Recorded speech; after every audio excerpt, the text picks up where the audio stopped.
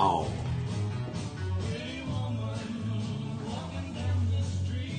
No.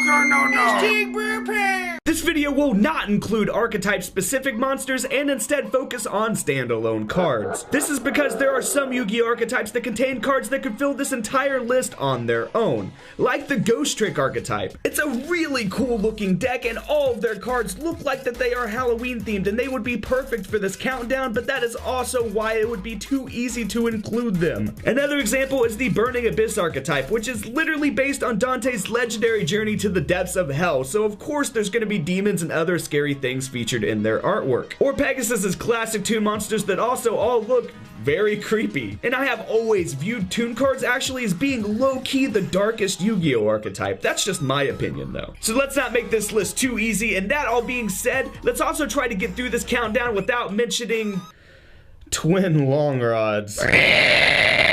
Pumpkin King of Ghosts. I'm making this card number 10 because it's the first one that I felt like talking about. This is not only because it's obviously a pumpkin and therefore very fitting for this time of year, but also because this card was featured in the very first season of Yu-Gi-Oh! During Joey's duel against Bones in the caves on Pegasus's island. The artwork in that episode is just so cool, guys. You cannot beat the original anime's artwork. You just really cannot. I recommend that you watch this stuff. I'm going to be showing some of my favorite artwork from those episodes right now on your screen, but I highly recommend that you go watch the original anime and enjoy and experience this for yourself, because the original artwork, guys, is just so nostalgic for me and it is just so good to boot. They have not been able to match this in any Yu-Gi-Oh! Anime since. This duel is also one of my favorites from the original anime because, of course, Bones plays zombies. He's the zombie duelist. If you guys have followed this channel for a long time, you will know that I used to play zombies. And you'll also know that zombie and fiend cards usually have the card art that looks the coolest to me, besides fairies and of course some other individual cards, but for the most part I must be an edgelord or something, I guess, because zombies and fiends just always look the coolest to me. The number 9 slot is actually going to be a 2-for-1 special because I chose Fushio Rishi.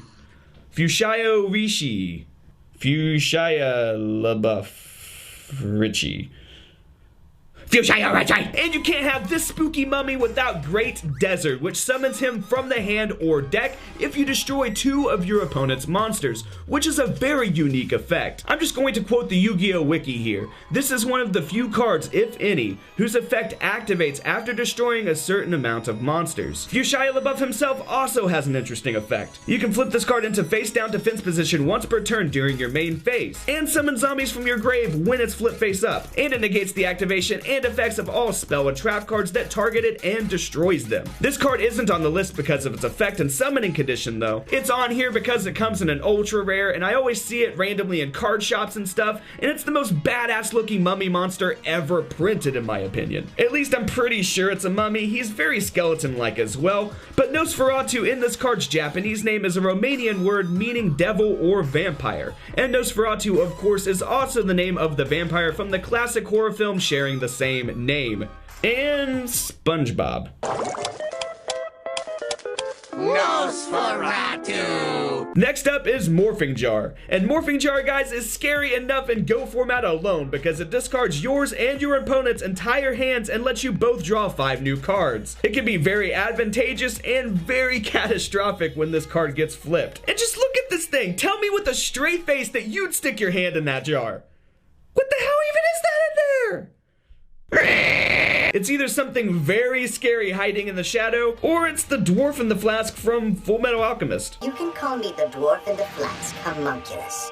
Necroface. The name says it all, really. This is a necro face if I ever saw one. It's a baby's face because, of course, why not? Let's make it a baby that goes through this fucking nightmare. There's tentacles coming out of its face that's halfway gone and missing an eyeball. Because once again, let's make it a baby that's going through this. It's not only going to grow up having self-esteem issues because of the tentacles, but it's also going to be missing a fucking eyeball and have no depth perception. The good news is this card has a great effect and has been useful in many different Yu-Gi-Oh! Decks and formats. It shuffles back all banished cards into the deck on normal summon, which is a pretty insane effect. That's not its whole effect, but that's the main one. Back in the day, I used to use this card's effect to shuffle back banished Mallies so that I could special summon them back from the deck, which was pretty fun. So yeah, guys, Necroface. Very, very unfortunate infant. Very, very good effect. Like Lord, King of the Underworld.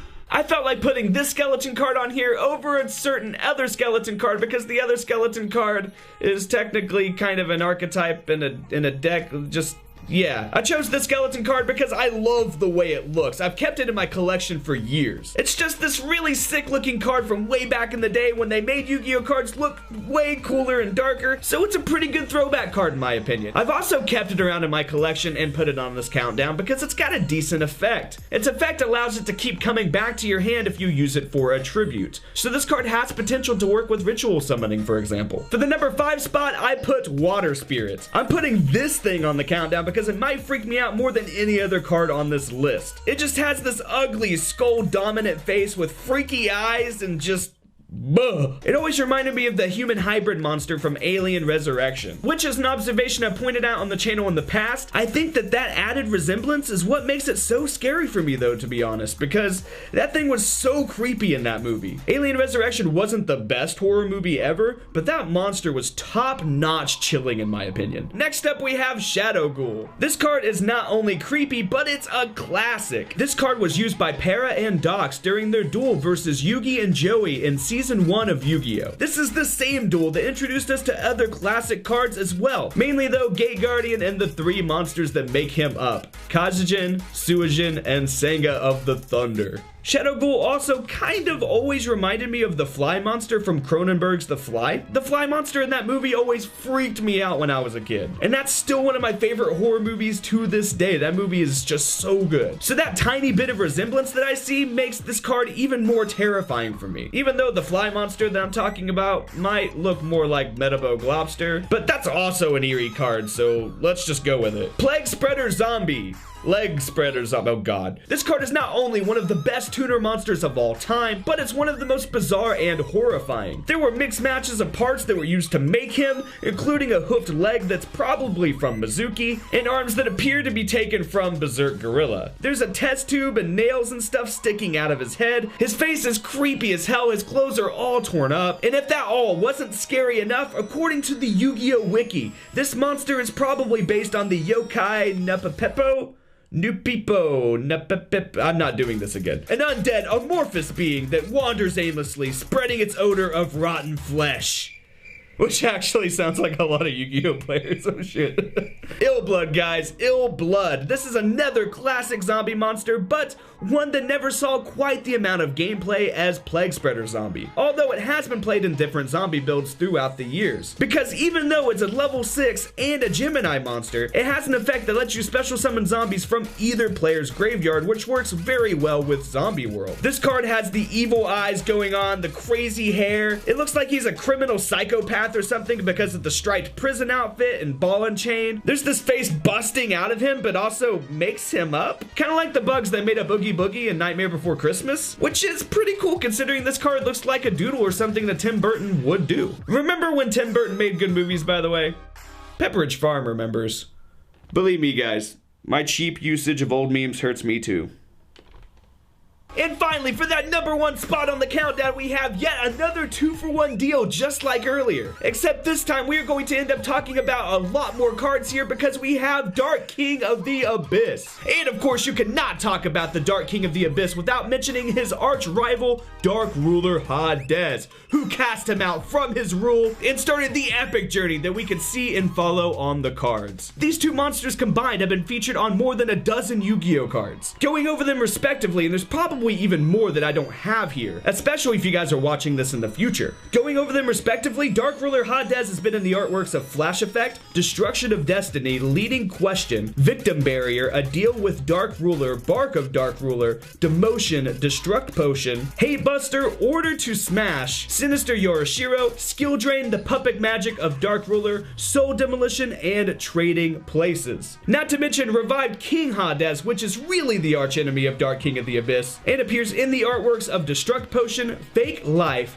Mind Drain, Reanimation Wave, Reject Reborn, Skill Prisoner, and Soul Drain. Now, Dark King of the Abyss is also on Demotion, Hate Buster, Reject Reborn, Skill Prisoner, Mind Drain, Destruct Potion, and Fake Life, but he also appears independently on Herald of the Abyss, Abyssal Designator, Powerful Rebirth, and Call of the Archfiend. I had to choose those two guys for the #1 slot though, because they have been around in Yu-Gi-Oh! For so many years, and they are definitely two of the darker characters that have ever been introduced into the game and the card lore. I hope you guys learned a lot from this video and enjoyed this countdown though. There are so many more dark and evil and creepy looking Yu-Gi-Oh! Cards that of course I could not fit on this countdown, guys, so go ahead and let me know what your favorite creepy cards are down in the comment section. And as always, boys, you know what to do.